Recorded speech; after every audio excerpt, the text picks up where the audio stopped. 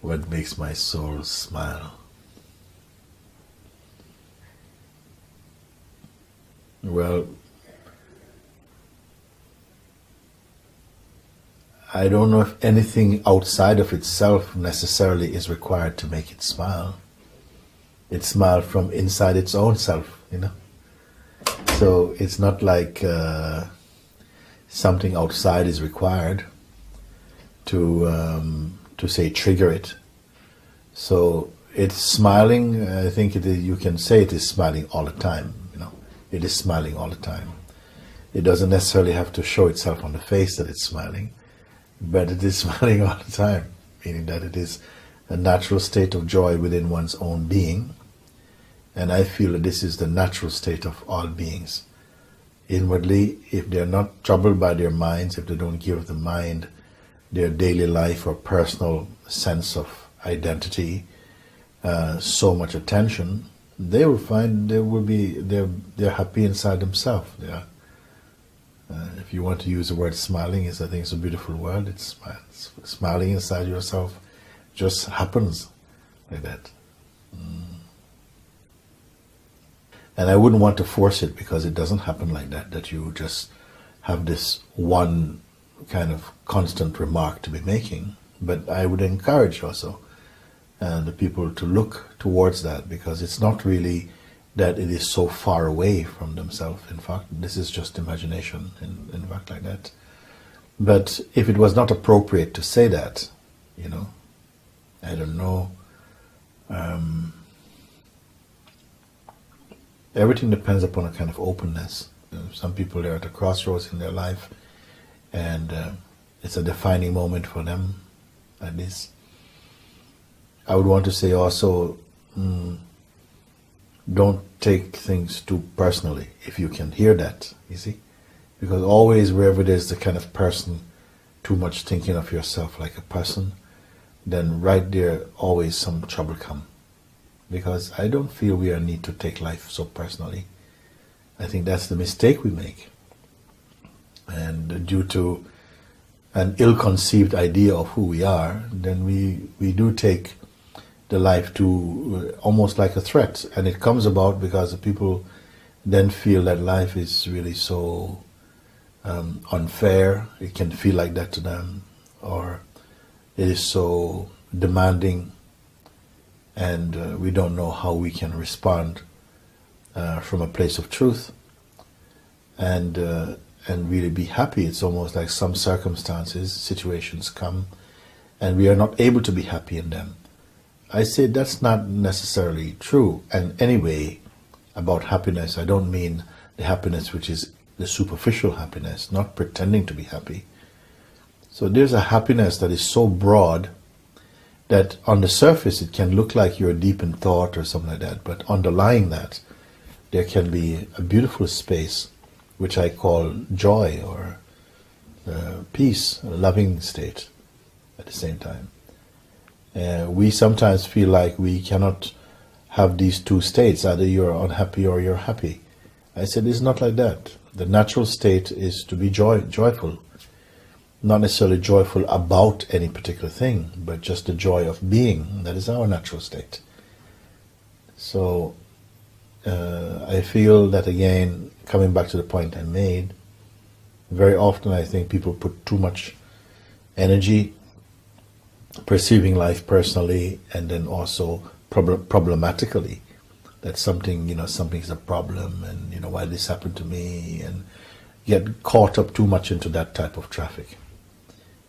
So if I could, and if there was openness, I may find myself saying, listen, don't take it so seriously.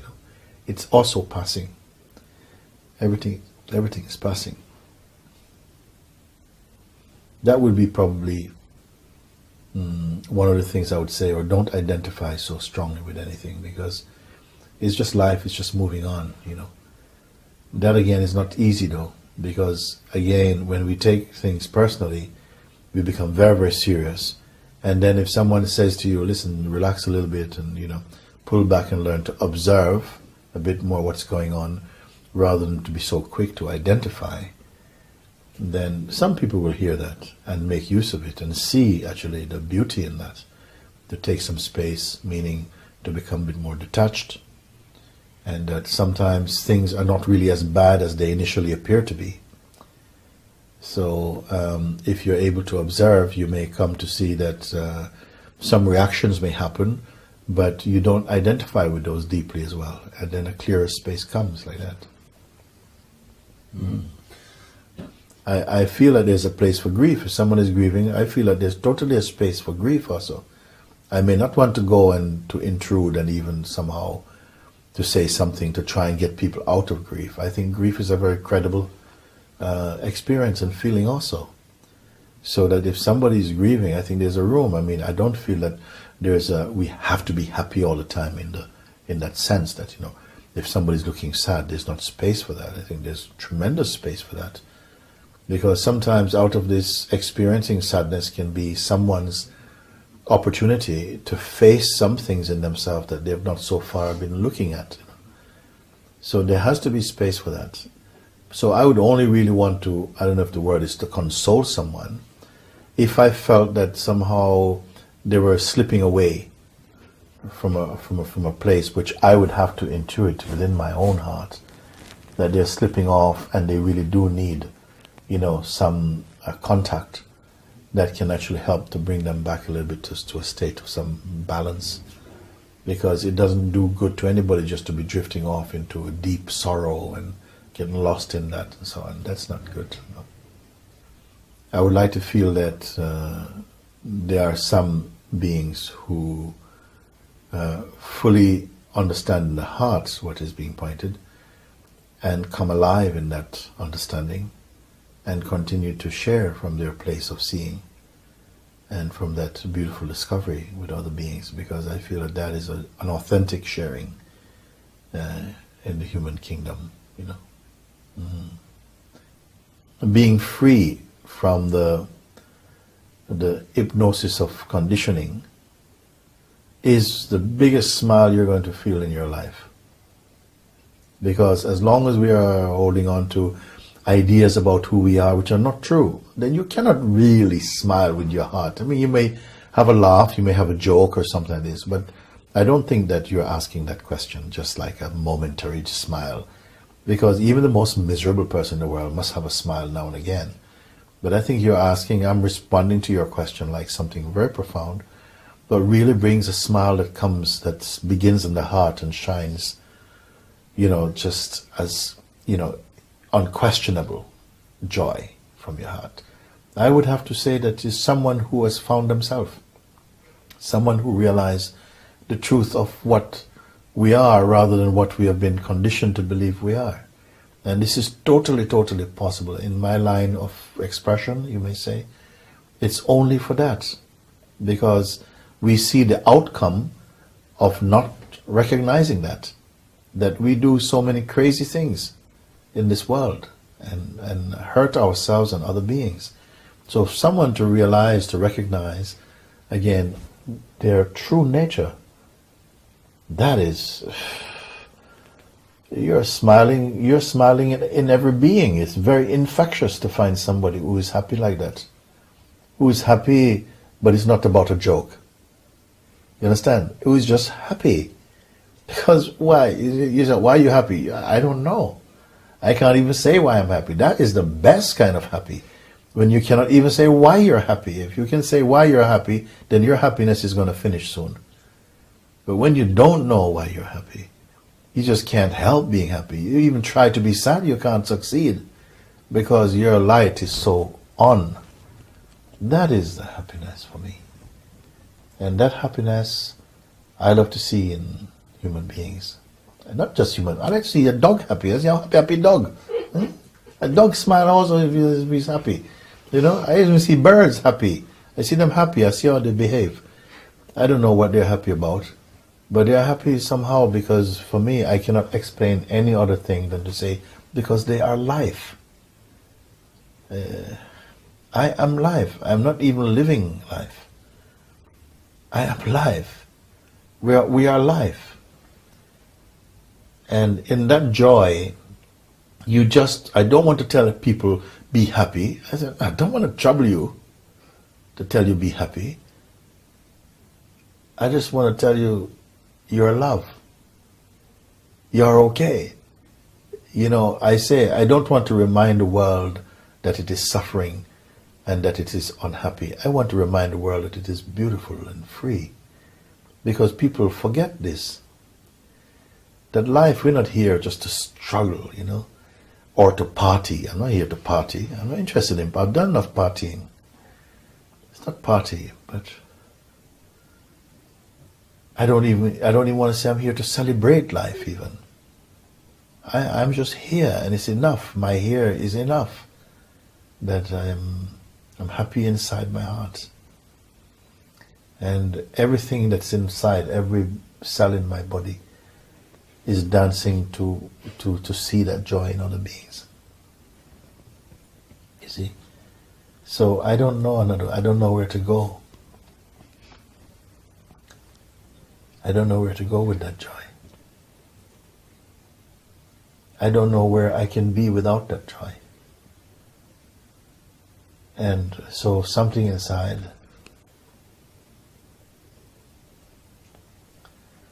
I don't know what compels me or compels this body to try and somehow remind, because I cannot create it. I can only remind you that joy is inside you. And sometimes we have to work a bit at it. Sometimes you have to remind someone, listen, let go of this. Sometimes I'll even push you even, you see. You say, what you doing? You're crazy. Leave this alone. You know, you're just messing yourself up. Just to allow your light to shine again. So, I don't see any other thing. Because pleasure you can find, but happiness seems rare. And yet I say that our being is happy. By nature, I know it. It's not my belief. I don't believe these things. I know it. I am it. And if I am it, I'm no more special than any other human being. Then you must be it. And that's not a supposition. That is an affirmation that you are that. But I know that it's not enough just to say these things, you know. Your life has to be the evidence of what you say is true. I'm not going about trying to be happy. I don't have to try to be happy. I fail miserable at being unhappy. I can't be unhappy. You understand? That's the one thing I can say I fail. I don't even fail because I don't even try. Why would I don't try to be unhappy? But it's just there, you know. And it's like that. It is like that. So, in summarizing it, I would just say to discover oneself, you know. Because if you don't, then whatever happiness we find in this world is momentary. But when you are, again, I would say that when your mind and your heart connect, then the lights go on. I think this is the light you're talking about. And if you see, sometimes we see it in the face of children or something, but it's only a spark. Even they cannot keep it. It comes really with coming home. I would put it like that. And I don't want to feel that that is too much to put in front of a human being, because then I will be insulting human beings. See, does it take a bit of work? Yeah, in the beginning it takes a bit of work. Not because it itself is work. It itself is not work. But because we have put too much attention on the wrong things. You see, then it takes a bit of work to kind of just to turn the attention back a little bit. But as soon as we begin to discover again our original joy, we don't need any encouragement. That's enough encouragement already. You know you're onto a winner somehow. And you just want to be there. It's like life pulls you, like it embraces you and pulls you inside.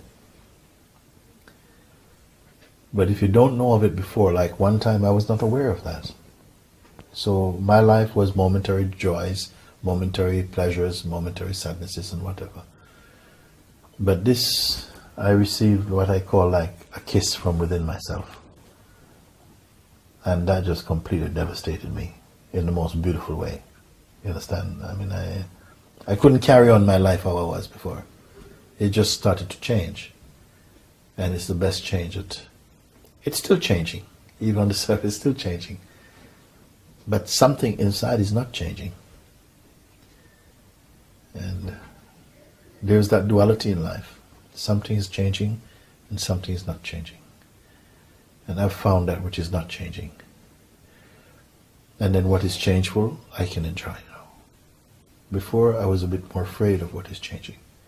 Now I'm not afraid of what is changing. Because you find what is not changing. You see.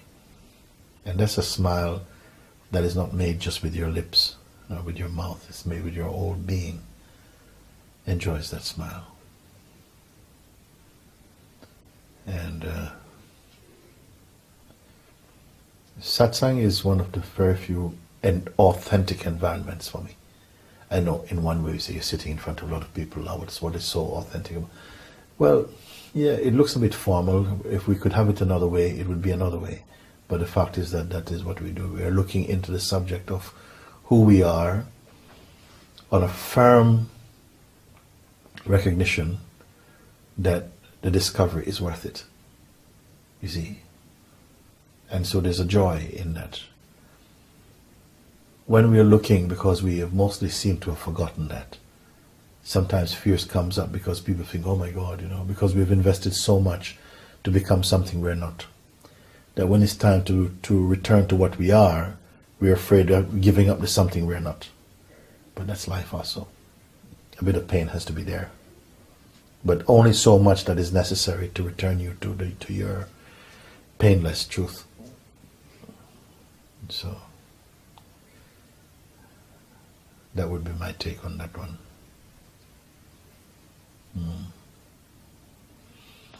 I want to say, if I say something, that whatever happens, everything is okay.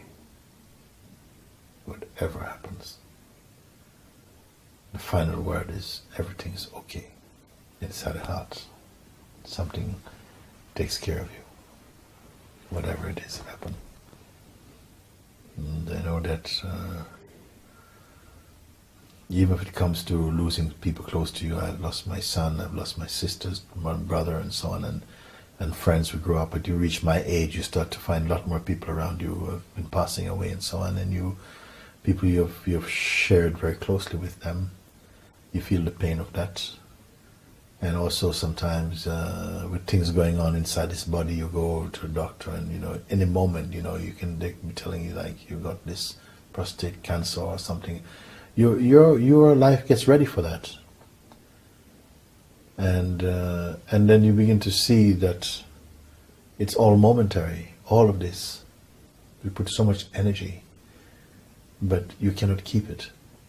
Because even the body that you need to enjoy, you cannot keep.